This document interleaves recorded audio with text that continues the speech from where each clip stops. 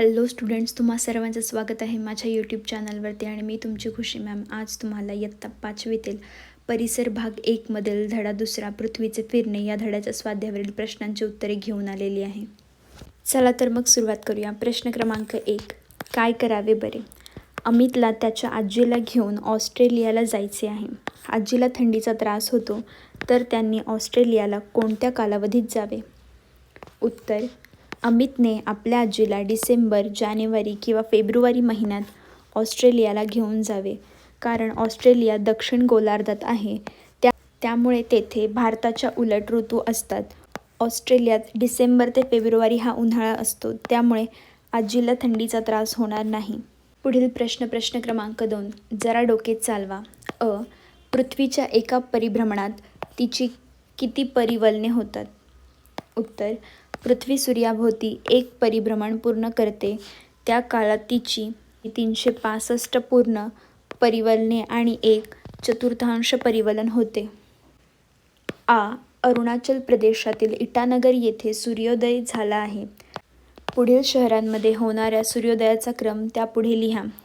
मुंबई महाराष्ट्र, कोलकाता पश्चिम बंगाल, भोपाळ मध्य प्रदेश, नागपूर महाराष्ट्र. उत्तर: इटानगर येथे सूर्योदय झाल्यानंतर पुढील शहरांमध्ये सूर्योदयाचा क्रम: कोलकाता पश्चिम बंगाल, भोपाळ मध्य प्रदेश, नागपूर महाराष्ट्र, मुंबई महाराष्ट्र. प्रश्न क्रमांक 3. रिकाम्या जागी योग्य शब्द भरा. पृथ्वीच्या स्वतःभोवतीच्या फिरण्यास परिवलन म्हणतात. पृथ्वीच्या सूर्याभोवतीच्या फिरण्यास परिभ्रमण म्हणतात. पृथ्वीच्या परिवलनामुळे दिन व रात होतात. प्रश्न क्रमांक 4. कशाला म्हणतात? पौर्णिमा. ज्या रात्री पृथ्वीवरून चंद्राचा पृथ्वीकडील पूर्ण भाग दिसतो, त्या रात्रीला पौर्णिमा म्हणतात. अमावस्या.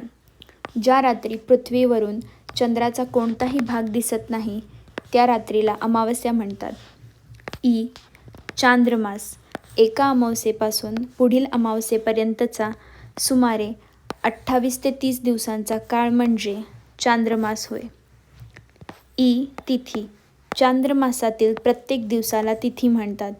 शेवटचा प्रश्न क्रमांक 5. प्रश्नांची उत्तरे लिहा. विषुववृत्त म्हणजे काय? उत्तर: उत्तर आणि दक्षिण ध्रुवाच्या मध्यावर पृथ्वीच्या पृष्ठभागावर एक काल्पनिक वर्तुळ काढल्यास पृथ्वीचे 2 समान भाग होतात. पृथ्वीवर काढलेल्या या काल्पनिक वर्तुळाला विषुववृत्त म्हणतात. विषुववृत्तामुळे निर्माण होणारे पृथ्वीचे 2 भाग कोणते? विषुववृत्तामुळे पृथ्वीचे उत्तर गोलार्ध व दक्षिण गोलार्ध असे 2 भाग होतात. तर इथे आपल्या सर्व प्रश्नांची उत्तरे झालेली आहेत. व्हिडिओ आवडला असेल तर चॅनलला प्लीज सबस्क्राईब करा, व्हिडिओ लाईक करा, शेअर करा. काही डाऊट असेल तर कमेंट सेक्शनमध्ये नक्की विचारा. भेटूया नेक्स्ट व्हिडिओमध्ये. Thank you for watching. बाय.